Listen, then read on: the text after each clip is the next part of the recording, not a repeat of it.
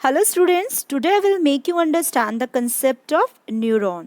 So students, neuron होता क्या है? न्यूरॉन एक सेल होता है और ये लार्जेस्ट सेल रहता है हमारी बॉडी का, राइट?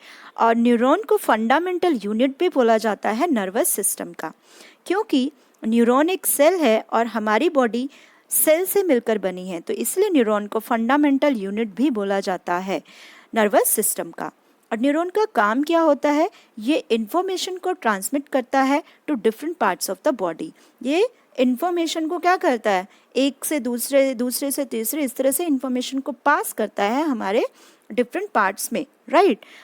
न्यूरॉन को इसलिए बिल्डिंग ब्लॉक्स भी बोला जाता है, क्योंकि जैसा कि मैंने बताया न्यूरॉन एक सेल है, तो हमारी बॉडी सेल से मिलकर बनी है, तो इसको बिल्डिंग ब्लॉक भी बोला जाता है नर्वस सिस्टम का। ये इसका काम है रिसीव करना और ट्रांसमिट करना सिग्नल्स को to different parts of the body. अब न्यूरॉन भी अलग अलग तरीके के होते हैं, तो पढ़ते हैं टाइप्स ऑफ न्यूरॉन। तो पहला टाइप है सेंसरी न्यूरॉन, सेकेंड टाइप है मोटर न्यूरॉन्स और थर्ड टाइप है इंटर न्यूरॉन्स। अब सेंसरी न्यूरॉन्स वो न्यूरॉन्स होते हैं जो इन्फॉर्मेशन पास करते हैं बॉडी से ब्रेन की तरफ, राइट? और मोटर न्यूरॉन वो न्यूरॉन होते हैं जो इन्फॉर्मेशन पास करते हैं ब्रेन से मसल की तरफ।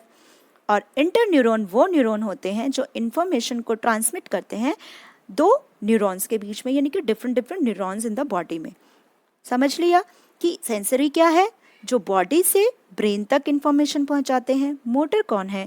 जो ब्रेन से मसल्स तक इन्फॉर्मेशन को पास करते हैं। और इंटर न्यूरॉन्स कौन है? जो डिफरेंट न्यूरॉन्स के अंदर ट्रांसमिट करते हैं इन्फॉर्मेशन। अब पढ़ते हैं इसके स्ट्रक्चर के बारे में। तो स्टूडेंट्स, जो स्ट्रक्चर होता है न्यूरॉन का वो होता है इस तरह का, राइट? यहाँ पर ये होता है, क्योंकि सेल है तो न्यूक्लियस भी होगा ऑब्वियसली, और अगर सेल है तो सेल बॉडी भी होगी। ये है पूरी इसकी सेल बॉडी, जिसको सोमा बोला गया है यहाँ पर। ये होता है सेल बॉडी इसका। और यहाँ पर कुछ ब्रांचेस निकली हुई हैं जो होती हैं डेंड्राइट्स, राइट? और यहाँ पर एक लॉन्ग ट्यूब लाइक स्ट्रक्चर है जो होता है एक्सोन, और ये है नर्व एंडिंग, जहाँ पर हमारा न्यूरॉन का स्ट्रक्चर होता है ख़त्म। इसको बोला जाता है नर्व एंडिंग। और यहाँ पर स्टूडेंट्स, जो एक्सॉन है ये अलग अलग इस तरह से बनी हुई हैं। ये प्रोटेक्टिव होती है एक लेयर से, जिसे बोलता है माइलिन शीथ। एक कवरिंग होती है ये एक्सॉन की। और यहाँ पर है शिवांत सेल, जो एक्सॉन के बीच में आप ये देख पा रहे हैं, ये होता है शिवांत सेल। अब देख लेते हैं न्यूरॉन स्ट्रक्चर। जो हमने अलग अलग पार्ट पढ़े, जो हमारे क्लास 10th में हैं, उन पार्ट्स को जितना एक्सप्लेन करना है वो मैं आपको यहाँ पर समझाऊंगी।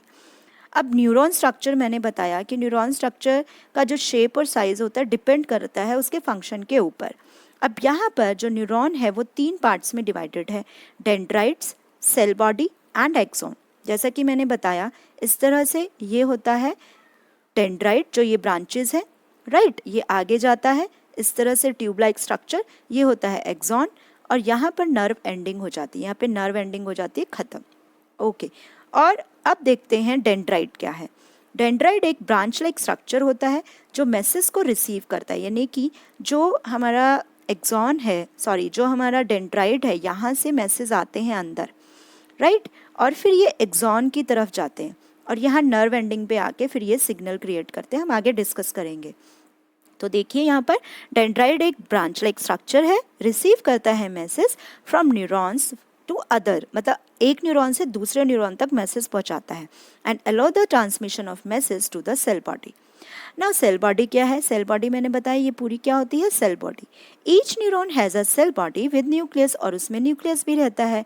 जैसे कि हमने पढ़ा था, न्यूक्लियस है, गोल्जी बॉडीज़ है, एंडोप्लाज्मिक रेटिकुलम है, ये सेल का ही तो पार्ट्स होते हैं, तो सेल बॉडी में ये सब पार्ट्स आते हैं। अब पढ़ते हैं एक्सॉन क्या रहता है।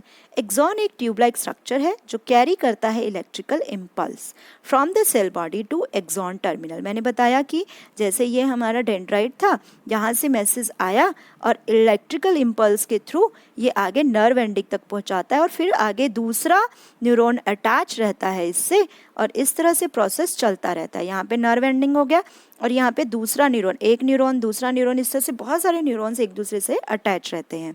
तो अब बढ़ते हैं साइनैप्स। साइनैप्स क्या होता है स्टूडेंट? जैसे मैंने बताया, एक न्यूरॉन अटैच है दूसरे न्यूरॉन से, तो साइनैप्स यहाँ पर क्या होगा स्टूडेंट्स? ये जो गैप होगा यहाँ पर, ये होगा साइनैप्स। अब इस गैप में क्या होता है कि जब सिग्नल आता है नर्व एंडिंग तक तो ये कुछ केमिकल को रिलीज़ करते हैं और ये केमिकल रिलीज़ होते हैं, फिर ये पास हो जाते हैं आगे इलेक्ट्रिकल सिग्नल के थ्रू ही दूसरे न्यूरॉन में।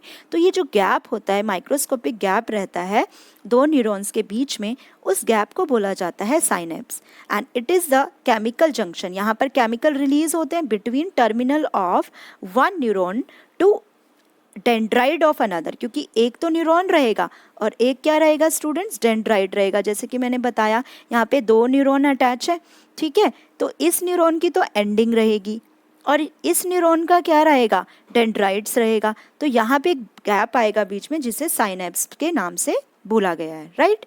तो ये था स्टूडेंट्स हमारा न्यूरॉन का स्ट्रक्चर एंड फंक्शन को मैं अभी आपको थोड़ा डिटेल में समझाती हूँ कि फंक्शन कैसे होता है। अब मैंने बात की थी साइनेप्स की, अब साइनेप्स मैंने कहा कि ये एक गैप है, राइट। तो मान लो यहाँ पर दूसरा न्यूरॉन अटैच है, ठीक है, क्योंकि मैंने बोला कि दो न्यूरॉन अटैच है, दो नहीं बहुत सारे न्यूरॉन अटैच होते हैं, मैं आपको दो से समझाती हूँ अभी। यहाँ पर सपोज यहाँ से इंफॉर्मेशन आई, डेंड्राइट से इंफॉर्मेशन आई, इंफॉर्मेशन पास हुई एक्सॉन की तरफ और यहाँ पर इलेक्ट्रिकल इम्पल्स ये गया और एंडिंग तक पहुँचा। तो जैसे ही एंडिंग तक पहुँचा तो इस एंडिंग में कुछ केमिकल रिलीज हुए जो साइनेप्स में, जो मैंने बताया ना गैप है दो के बीच में, तो यहाँ पर केमिकल्स रिलीज हो गए और ये फिर पास होंगे कहाँ पर, डेंड्राइट, जो दूसरा न्यूरॉन था उसके डेंड्राइट की तरफ पास हो जाएंगे। इस तरह से सिग्नल आगे जाता जाएगा और पहुंच जाएगा हमारे ब्रेन की तरफ। तो साइनेप्स क्या है, गैप है between nerve ending of one neuron and dendrite to another, dendrite का अनदर है, इसका एंडिंग है, राइट। तो यहाँ पर ये जो गैप है इसे साइनेप्स बोला गया। और साइनेप्स में होता क्या है, इलेक्ट्रिकल इम्पल्स जनरेट होता है एट डेंड्राइट्स। डेंड्राइट्स में जैसे मैंने बताया इलेक्ट्रिकल इम्पल्स जनरेट हुआ, यहाँ केमिकल रिलीज हुआ, तो दोनों का जो कॉम्बिनेशन हुआ यहाँ पर ये पूरा प्रोसेस चलता है, ये पास कर देता है on to dendrite of another neuron in the form of chemical. जैसे मैंने बताया ना केमिकल रिलीज हो रहे हैं बाय एक्सॉन एंडिंग, यहाँ पर केमिकल्स रिलीज हो रहे हैं। तो इस तरह से प्रोसेस चलता जाता है। और यहाँ पर एक चीज़ और इम्पॉर्टेंट है कि जो ये सिग्नल होता है, जो ये प्रोसेस होता है स्टूडेंट्स, वन डायरेक्शन में ही होता है, ये अपोजिट नहीं आएगा, सिर्फ एक ही डायरेक्शन में इलेक्ट्रिकल इम्पल्स जाती हैं और सिग्नल पहुँचाती हैं। तो ये था स्टूडेंट्स हमारा detail structure and function of neuron.